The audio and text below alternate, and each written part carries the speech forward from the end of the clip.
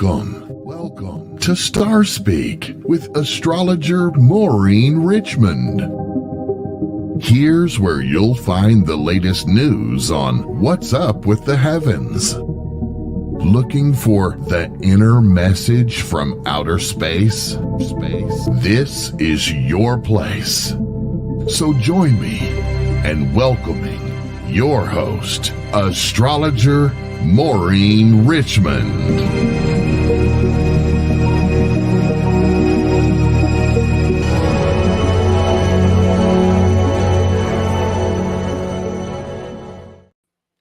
Welcome, star friends. I'm Maureen Richmond, and you're listening to Starspeak on the UNX Network, your channel for all things paranormal, supernatural, and ufological.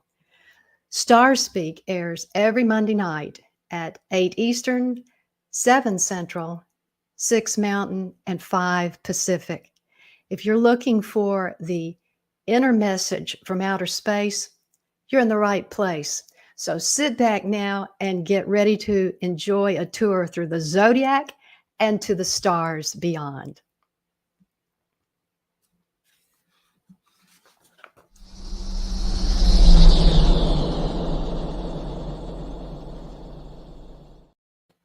Let's give some thought to astrology itself before I begin to speak about what the energies are that we're dealing with and our prospects for long-term evolution. Astrology itself is a very ancient form of spiritual wisdom, and it deals with the dimension of consciousness, with the realm of human thought and emotion. In other words, you could say it's a descriptor of subjective conditions. What's going on inside of us? Within astrology, there's a method for describing what's happening and affecting everyone in the collective of humanity on the entire planet. And then there's another method for analyzing what's happening to an individual or happening within an individual. I'm going to be talking tonight and in many of our programs about the big collective picture, what we're all experiencing, what we're in it together about, though it's important to focus also on individual experience, and that will come up. But first of all, let's get the big picture. And that's what the collective transits or changes happening within astrology address. This word transit, T-R-A-N-S-I-T, transit, has a special meaning in astrology. Now, it's a common word in everyday parlance, isn't it? We talk about transit systems, meaning buses and cars and railway. And in astronomy, the word transit has a very specific meaning. It refers to the passage of a body in the front of the face of the sun. But in astrology, it has a little bit different meaning. And here, it means the passage of the planetary bodies in our solar system through their orbits as perceived through the ecliptic of the Earth and the geometrical relationships in and amongst those bodies. That's what transits are astrologically. So if you hear me say that word, that's to what I am referring. It's a movement of the planetary bodies in the solar system, and hence, as we see them through the ecliptic. Well, what's the ecliptic? The ecliptic is the space around the Earth in some ways. It's also the plane of the solar system, meaning the place in space where all the orbits of the planets are. So we see that from the Earth as we look out. And it's literally the space which is around our planet. It's a kind of a small space. It's not all of space. There's stars above in the celestial globe and stars below. The ecliptic is here. And that's where the zodiac is located. The zodiac is the primary mapping system on which astrology is based. And it's a mathematical concept. You could ask the question, well, how old is that? Well, it depends on how you define it, but History shows that around 500 BCE, that's 500 BCE, Greco-Roman astrologers in the Middle East hit upon the concept of the zodiac as a circle, which is 360 degrees, of the 12 signs, equally spaced, with the beginning point at the vernal equinox. That was around 500 BC or BCE when that idea dawned in the minds of the sky watchers and mystics, mathematicians, philosophers, and spiritual seekers of the time. Going back much farther, humanity had an interest in learning to keep track of time by watching solar and lunar cycles.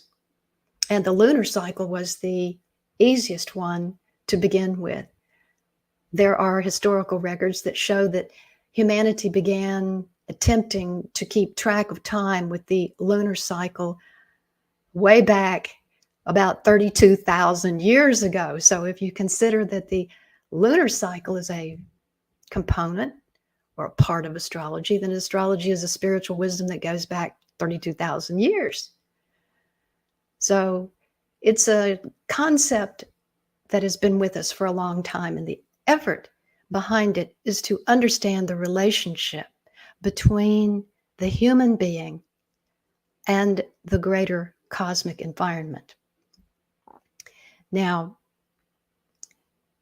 the first step in that is to understand the relationship between the human being and the solar system. That's really where the astrological set of measurements is focused, inside the solar system. It really accounts for the energy flow or the type of energy we're experiencing on planet Earth with regard to the solar system.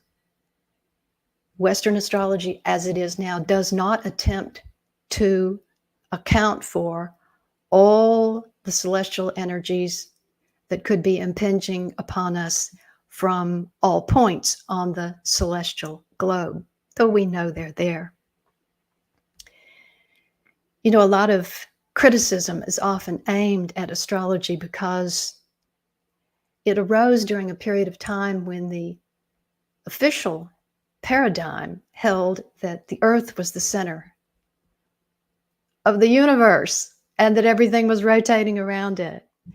Well, there were mystics and astrologers and philosophers and students of the mystery teachings back in the classical days of Greece who knew that was not the case, that indeed space was filled with stars and our sun was one of those stars with planets going around it. Astrologers today are very clear about the fact that the sun is at the center of our solar system. We only draw our charts from the basis of Earth's perspective because that's where we stand. That's the position that we are in, observing the space around us. So astrological maps are, in fact, drawn from the perspective of the Earth. And all the astrological configurations that I'll speak to you about tonight and in subsequent episodes arise from that perspective. Again, not because astrology thinks that the Earth is the center of the universe or of the solar system, but because it's our place of residence, our point of perspective, where we are experiencing. So all the geometrical relationships that I will speak to you about in regard to astrology are figured from our point. And they are measured and determined within the circle of the zodiac, which is around the Earth. It's a mathematical concept, not a tangible item, but a measurement system based on the equinoxes and the solstices. Aries, the beginning of the astrological year, is considered 0 degrees. And then so on around the zodiac, 290 at the sign of Cancer, 180 degrees at the sign of Libra, and 270 at the sign of Capricorn, and back to 360 or 0 at the beginning of Aries, with all the 12 astrological signs arranged in between equal segments. And that makes it very easy to determine arcs of separation or geometrical aspects. And these are the big creative agencies operating in astrology. The geometrical relationships of the other celestial bodies in the solar system as perceived from planet Earth. So that's a little bit of a look into the inner workings of astrology. And I'll be back in just a moment to talk to you about how these energies are feeling and how they have felt in the recent past and how they feel now.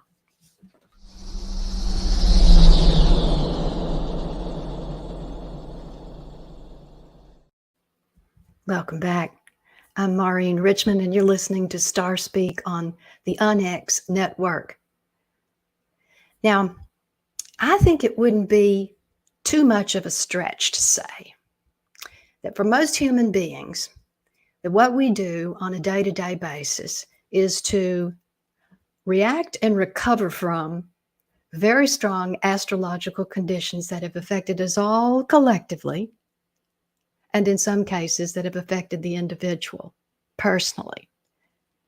Again, I don't think it's much of a stretch to say that what we're doing is reacting and recovering to very strong astrological influences that we've all experienced recently. So given that, I would say that it's really true that right now in July of 2023, today's date being July 10, 2023, that today's date, we are still reacting to and recovering from very strong energies we experienced in 2020, 2021, and the early part, in 2022, and the early part of 2023. So let me characterize those for you for a moment so you can join me in thinking about this. In the year 2020, there was a Saturn-Pluto conjunction in the sign of Capricorn. That means those two planets were seen almost as if they were lined up, line of sight, on one side of the Earth. And that created a real focus in the sign where that conjunction occurred. It was the sign of Capricorn. The way that this manifested for most people was a prevailing sense of limitation, confinement, restriction, or reduction in the number of choices and options and possibilities. Now, whether one condition or another had prevailed on planet Earth, this would have been the case given the astrological situation. So whether we were in particular social situations, shall we say, decreed by governments or not, these were the feelings that we had. And it really forced us back in upon our inner selves and our inner world to tap into our deeper resources and think more deeply about what our essential values are. So that was the energy condition for the entirety of 2020. It didn't make for a lot of party times or freedom or traveling or exploration of artistic possibilities. That's not what that energy was all about. It was really about hunkering down in zones of safety for one reason or another. So this is part of what we're still recovering from and reacting to. And here's the big truth about astrological transits. They're always changing. One thing I've noticed about human beings is that we oftentimes get it into our minds that whatever we just recently experienced is what we're going to experience for the rest of all time. It isn't true. So, those weren't indications of permanence. 2020 was a year in which many people's sense of comfort and security was deeply rattled, and we're still coming out of that. But that astrological condition is gone, and it is not going to repeat for a very long time. The next time we have a Saturn-Pluto conjunction, it won't be in Capricorn. So this is not going to repeat in anybody's lifetime of people who are now living, unless somebody lives to be 500 years old or something. Not going to happen. So you don't have to worry about that. In the years 2021 and 2022, Saturn moved on out of Capricorn and into Aquarius, where it began making a 90-degree arc to the planet Uranus, making that arrangement and shaping up an exact square several times in 2021 and then again in 2022. That's a configuration which tends to destabilize the status quo, greatly question the existing paradigm, and really shatter existing adjustments, commitments, goals, beliefs.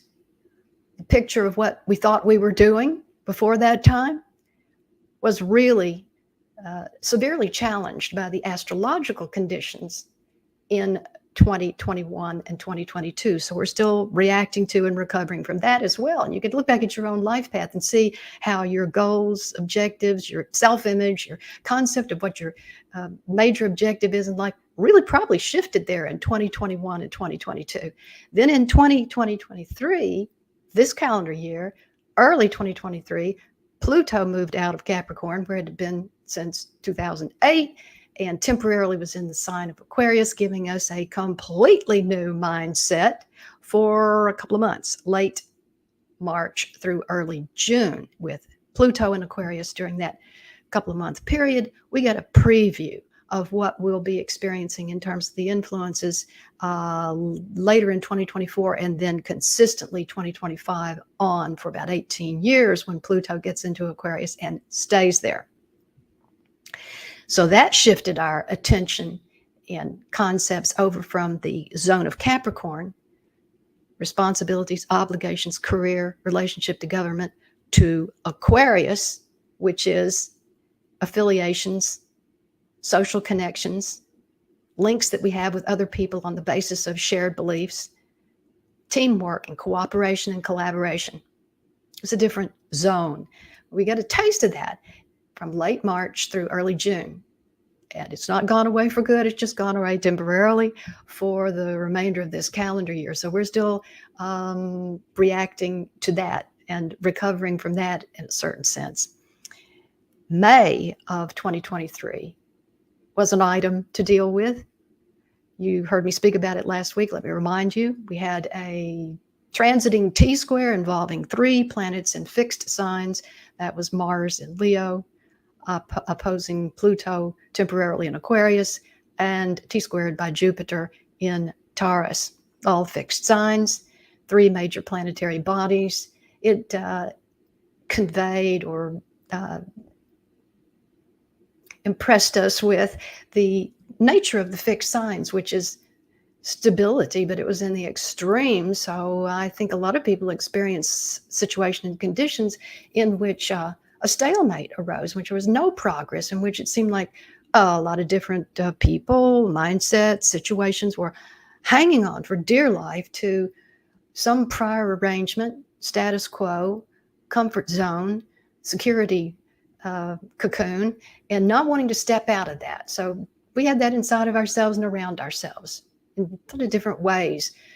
A lot of resistance to forward motion manifested during that period of time. That was May of 2023. So just a couple of months ago. We're still recovering from that right now. Well, things have changed astrologically, and they started doing so in late June when Mars squared Uranus and shook up everything and really changed the situation inwardly and outwardly for many of us. Today, July 10, 2023, there was another change, which I'm sure you felt, and that was Mars, which moved into Virgo, the sign of Virgo, this very day, this morning at 6:40 a.m. Central Time, ending up its passage through Leo, the sign of Leo, where it had been since May the 20th of this year, right? Mars was in Leo from May the 20th until today, early this morning. And Mars in Leo inspires people to get into their artistic self-expression and to be outgoing and showcase their talents and be bold and innovative and creative and really out there in front. It's also a sign of fun and recreation and partying and romance and love and all sorts of entertaining aspects of life. Well, Mars is now into Virgo, and that's an energy shift. And we're now moving from that excitement about creativity and the use of our talents down to refining methods. That's what Virgo is all about, refining methods so that we can be more effective in expressing those excitements and those passions. Mars in Leo from May 20th through just today really helped stir up those passions, stir up those curiosities, stir up those creative drives in us. And that's a good thing. And now we're at the point where we need some finesse. Mars has moved into Virgo, and it's now time to take a look at methods and means and precision and accuracy in accomplishing whatever it is we're interested in doing. So now we have a focus on details, the process of careful thinking, analysis, exact measurements, accuracy, training, study, and making ourselves useful and serviceable. So that's a little bit of a different energy. And we'll have that all the way through August 26. So that's July 10 right now through August 26. Mars is in Virgo. And that was an energy change today, and you probably felt it in some way. I know I did. We felt another thing today, July 10, and that's the exact opposition of Mercury in late Cancer to Pluto now in late Capricorn.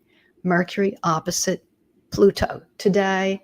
Yeah, very strong energy that tends to bring into our awareness with the sharpness and clarity aspects of our subconscious psychic zone, which is ruled by Pluto or correlates to the Pluto Hades mythological archetype, the underworld, under the surface. So a very strong awareness of the contents of the subconscious or maybe even the paranormal realm.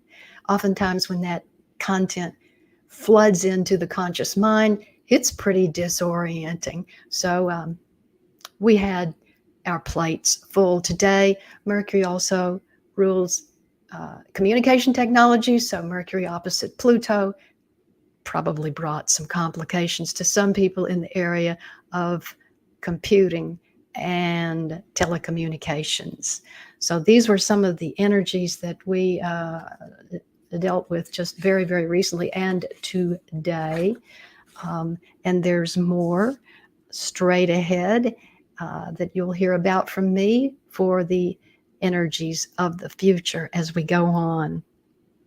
And I'll be back shortly to tell you more about UFO sightings and our featured ufologist for this episode, UFO historian and Cancerian Richard Dolan. So I'll be back in just a moment. This is Margie Kay inviting you to check out the latest edition of Onyx News Magazine with thought-provoking articles about UFOs, extraterrestrials, cryptids, consciousness, and amazing photos of anomalous objects and more. And there's always a feature article by our managing editor, Lee Spiegel. Get a free digital issue with your free subscription to the Onyx Network or get a printed copy with your X Club Gold subscription in the U.S. Visit onyxnetwork.com to see details. That's onyxnetwork.com.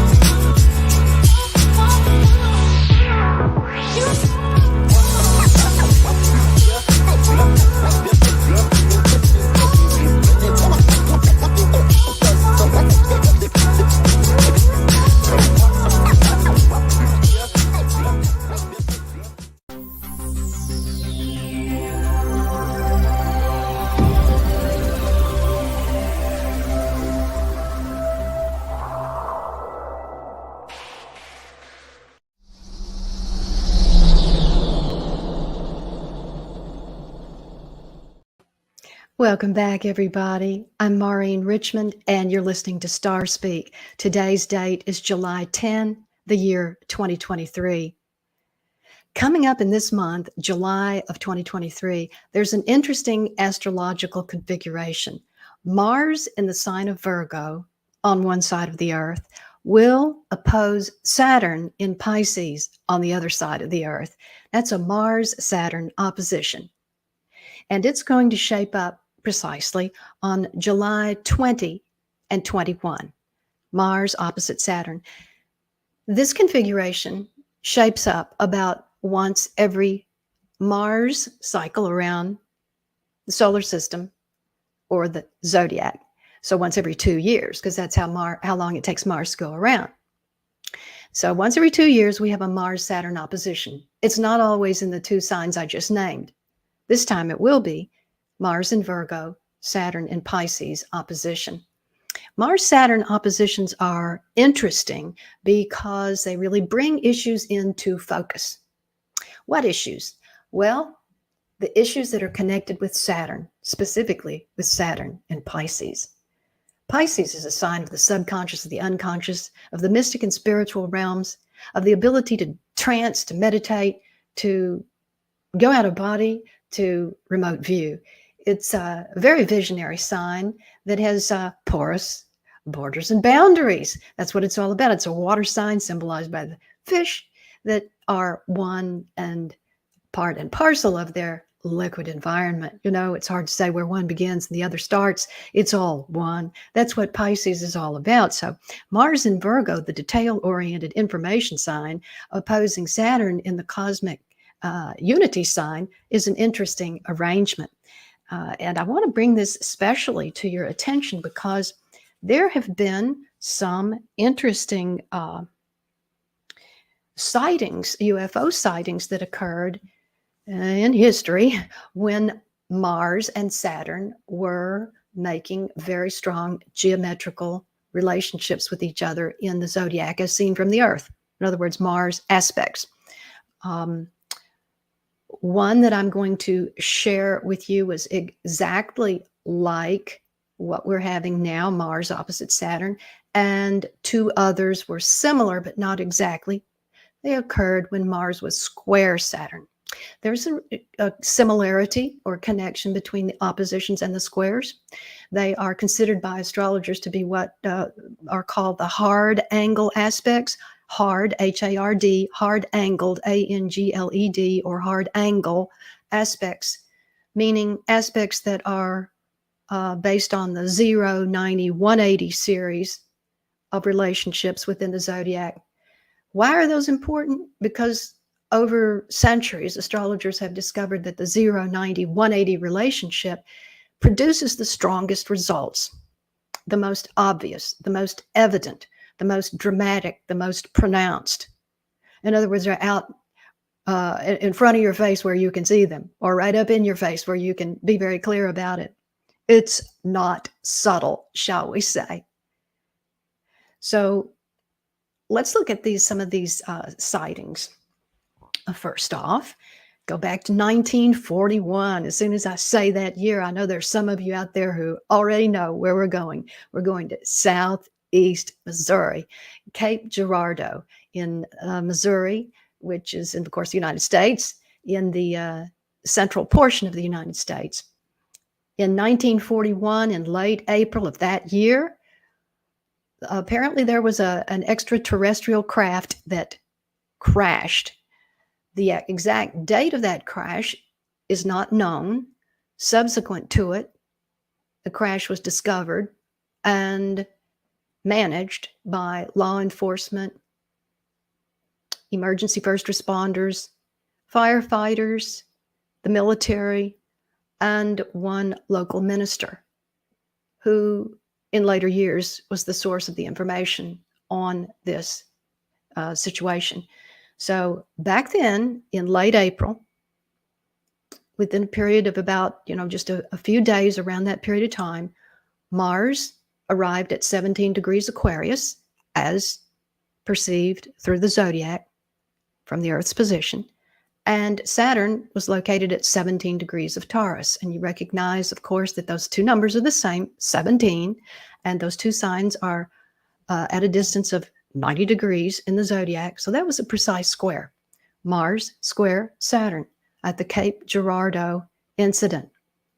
Now, there was another incident that had Mars square Saturn, and that occurred many, many, many years later, over half a century later, in the year 2004.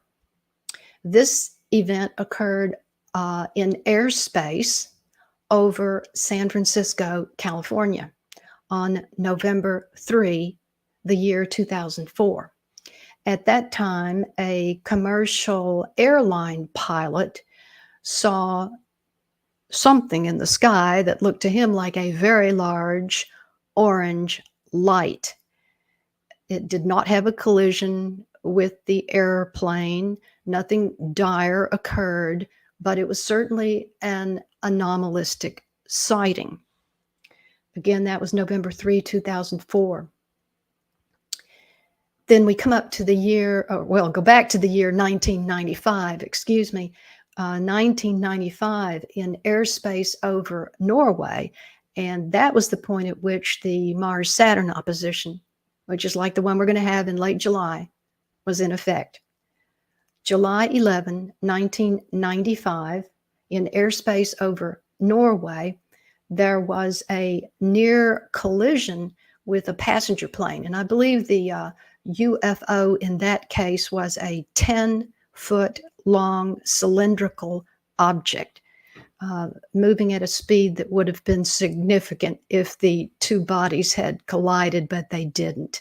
So that was the event for July 11, 1995. And at that time, guess what? Mars was in Virgo, just like it's going to be at the end of this month, only it was 25 degrees Virgo and opposing Saturn at 25 degrees of Pisces right at that time. 25 degrees Virgo, opposite Saturn, 25 Pisces. So you can see here we're getting ready to have another opposition with Mars in Virgo and Saturn in Pisces. So what does it mean? Well, we'll watch and see. It's certainly a condition that in the past has correlated to anomalistic sightings or an anomalistic sighting. All these Mars-Saturn aspects have correlated to anomalistic sightings, indeed. We're going to have also toward the end of this month, Venus turning retrograde. That's in late July 2023, coming up real soon. That's Venus turning retrograde. That's kind of an interesting situation. And I want to tell you about that because there are four anomalistic sightings that occurred in the past under Venus retrograde. Now, the first of these took place in 1978 in China, while there was an outdoor movie being shown to about 100 military personnel. A very large craft came and hovered over their activity for a period of time. That was October of 1978, and Venus was retrograde. The next one I'd like to mention occurred in airspace over Alaska. The date was November 17, 1986, and this is the famous Japan Airlines incident in which two Japanese pilots saw a walnut-shaped unknown vehicle, a walnut-shaped. In medieval astrology, various of the planets are associated with plants and animals and gems and natural things. Well, what do you suppose which planet is associated with the walnut? Some say the sun, some say Venus. Interestingly, with Venus retrograde, to these Japanese pilots, this unknown craft looked like the shape of a walnut. That was in 1986. And then we come up to the year 2002, and on one day, October 20th, 2002. Just one day, there were two UFO type events on the East Coast of the United States, one in Albany, New York, the other in Tyrone, Pennsylvania. And in both cases, photographic images of anomalistic objects in the sky were accidentally captured. One was a video that was being run by a TV news station for a news item, and the other was a still photograph. But in both cases, an anomalistic craft in the sky, actively moving about, was caught accidentally. That was October 20th, 2002, and Venus was retrograde. So Venus is going to be retrograde again pretty soon. Our ufologist for today is Richard Dolan.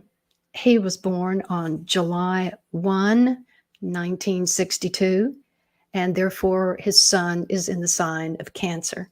He's a Cancerian indeed. And what is noticeable about his chart from a ufological angle is that, like so many in the field of ufology, the planet Uranus is emphasized in his personal astrology.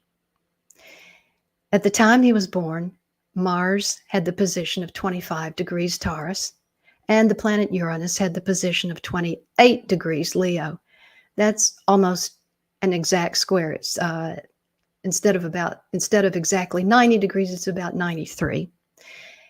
In astrological analysis, a difference like that is allowable, and it is still considered in effect. So Richard Dolan's personal astrology contains Mars square Uranus, and that, from an astrological standpoint, indicates that the characteristics of the planet Uranus are emphasized in his subjective nature as well as his life path. It's interesting that he's not the only ufologist that that's true for. Psychiatrist John Mack, who has done so much for eradicating the stigma associated with the experiencer experience, and who has familiarized the world with the subjective UFO contact experience, also has Uranus emphasized in his personal astrology. He was born under the sign of Libra. His sun is located at about 11 degrees of Libra, in opposition to Uranus at 10 degrees of Aries. So John Mack has sun opposite Uranus. George Adamski also had the sun opposite Uranus. Uranus is emphasized in the personal astrologies of J. Allen Hynek, Jacques Vallée, Linda Moulton Howe, and Stephen Greer as well. All of them have hard angle aspects to the planet Uranus in their personal astrologies. So that gives you an idea about some of the energies that stand behind the UFO encounter experience. It's both an artifact or a result or correlation of many changes that are going on in the solar system and our experience on the Earth, plus personal astrology in some cases. So that's the view into the astrology of ufology for this episode. And I'll be right back with long-term perspective projections.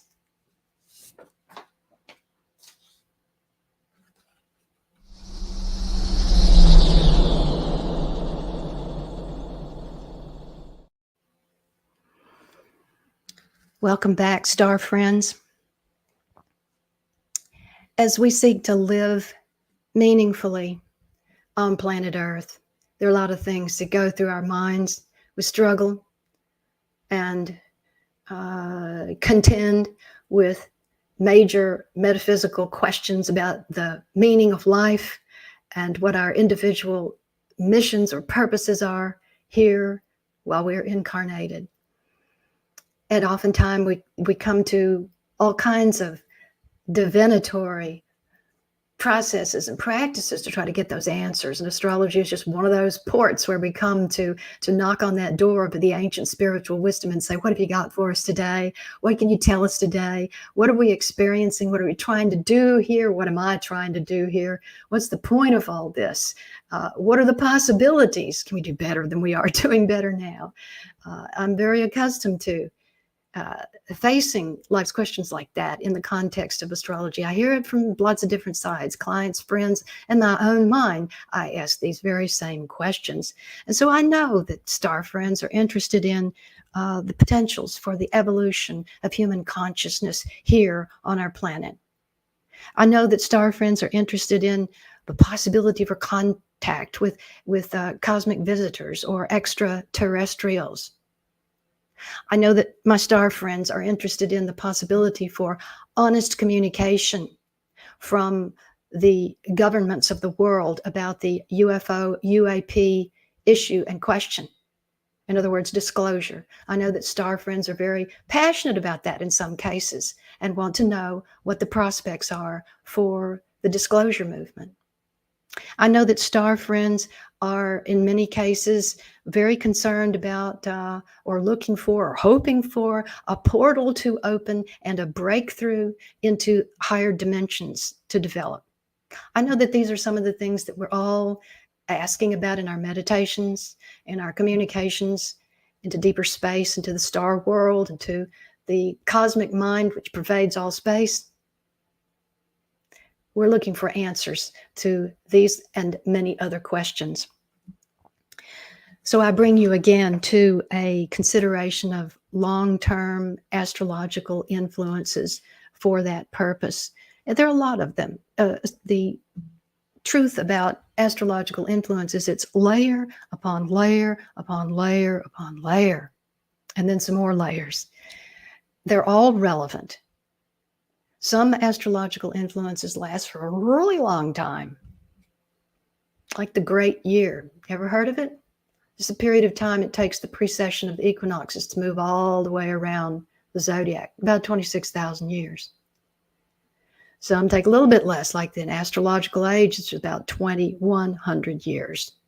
And that's the period of time it takes for the vernal equinox to move through one visible constellation. And that's a whole big topic.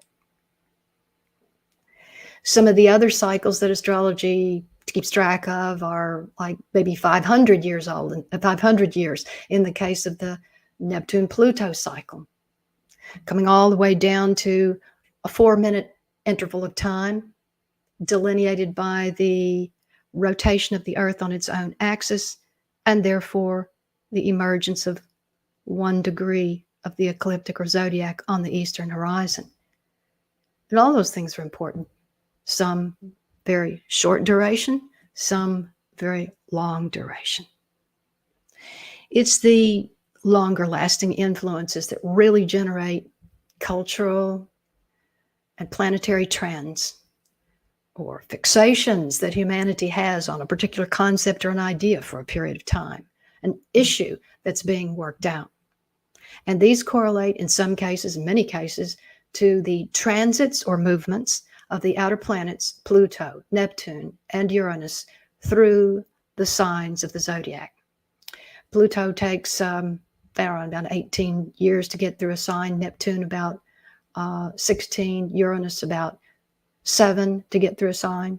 Saturn could be figured in that bunch. It takes about 2.5 years to move through an astrological sign. The longer lasting the influence, the more profound it is, the deeper it is in our psyches, the more it operates at a consequential level. Very short cycles, such as Venus through a sign, Mercury through a sign, is important, and people experience it, but it doesn't really correlate to these major developments on the planet, such as shifts of consciousness, the emergence of a new paradigm in spirituality, art, or science. These things are connected to the longer term cycles. So let's have a look at some of that. As I've mentioned to you before, Pluto is right now back into the very last degrees of Capricorn, where it will stay for the remainder of this current calendar year, which is 2023. Now, we're very familiar with this energy. It first came upon us in the year 2008. I say first, for the first time in about 250 years it did, so if we were around 250 years ago when Pluto entered Capricorn back then, we were in different bodies, but very current bodies. Pluto entered Capricorn for the first time in 2008, and we've been experiencing it since that time, for the most, with just a little tiny exception of late March to early June this year. So all the way back to 2008, we've had Pluto in Capricorn that whole time. Whenever Pluto is in a sign of the zodiac, it intensifies the issues of that sign.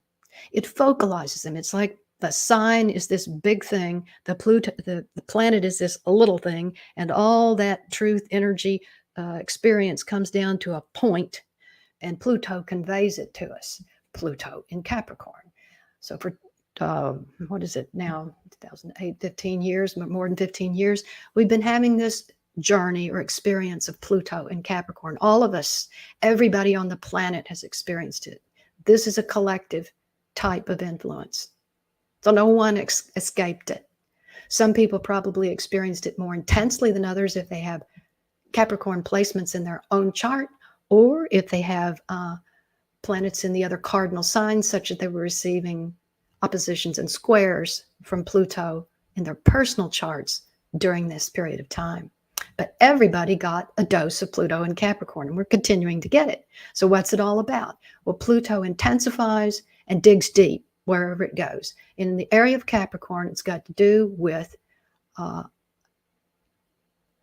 government, business, finance, laws, regulations, regulatory agencies, and to a certain extent, the justice system, which actually is also co-ruled by Libra, but the function of evaluation and making judgments is a Capricornian, Saturnian thing. So all of those issues. So as Pluto has moved through Capricorn, all over the world, we've been treated to a deeper understanding and an exposure of what is going on under the surface of government and business. And it's been a pretty difficult ride, hasn't it? We had the financial crisis right off. We've had one governmental corruption scandal after another.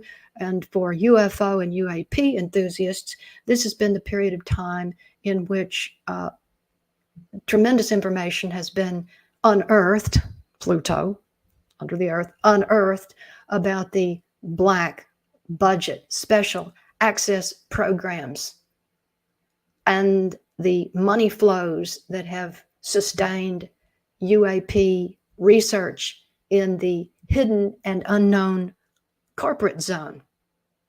So that's all become more of an item, has been exposed and discussed and talked about.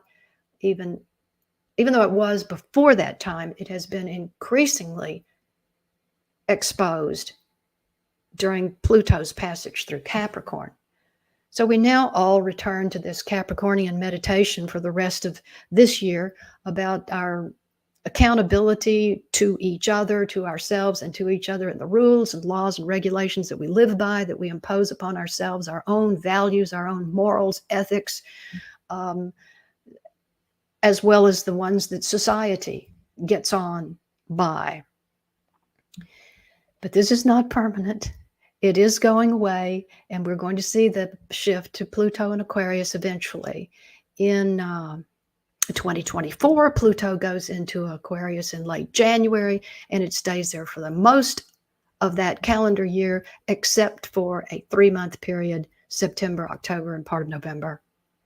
So we're headed for a greater emphasis on Aquarius. And what does that mean in regard to evolution and disclosure and extraterrestrial contact and breakthrough to higher dimensions? It means a tremendous positive potential for every single one of those things. Why hasn't it been the case under Pluto and Capricorn, you could ask? Capricorn is inherently a safety-oriented sign. It's very conservative and is not given to taking chances or veering far off from the consensus reality. Now, that's not necessarily true of every single Capricornian individual, but on the whole, that's the case. Now, the individual may have other extenuating factors in the astrological chart that make it different, but that's so. And Aquarius is, by contrast, oriented to mental freedom, intellectual inquiry, independence of thought, the ability to think outside of the box, and a fundamental interest in the unknown. It's a completely different energy. So it's really going to open the doors of opportunity and the doors of perception for all of these things that star friends are interested in. Evolution of consciousness on the planet, contact with extraterrestrials, the disclosure movement, and breakthrough to higher dimensions through various means, portals of consciousness. Astrology itself really deals with the nature of consciousness. It's a language and a symbol system for discussing the subjective dimension. That's our consciousness. And from there, with words and deeds, we affect our outer environment. So then that energy is translated into tangible reality. Well, that's enough to think about for one night. We've had a big tour through the zodiac and to the stars beyond here tonight. Thank you so much for listening in. I'll be back next Monday night with even more to share. So I'm signing off now for UNX Network. This is Maureen Richmond and Starspeak. Thank you to everyone who joined in tonight. We especially thank our UNX platform listeners and our YouTube listeners and our Rumble listeners. We're glad to have you all. Stay with us. We love having you. You are our family. You're our Star Friend family. Thank you so much. Maureen Richmond signing off for Starspeak.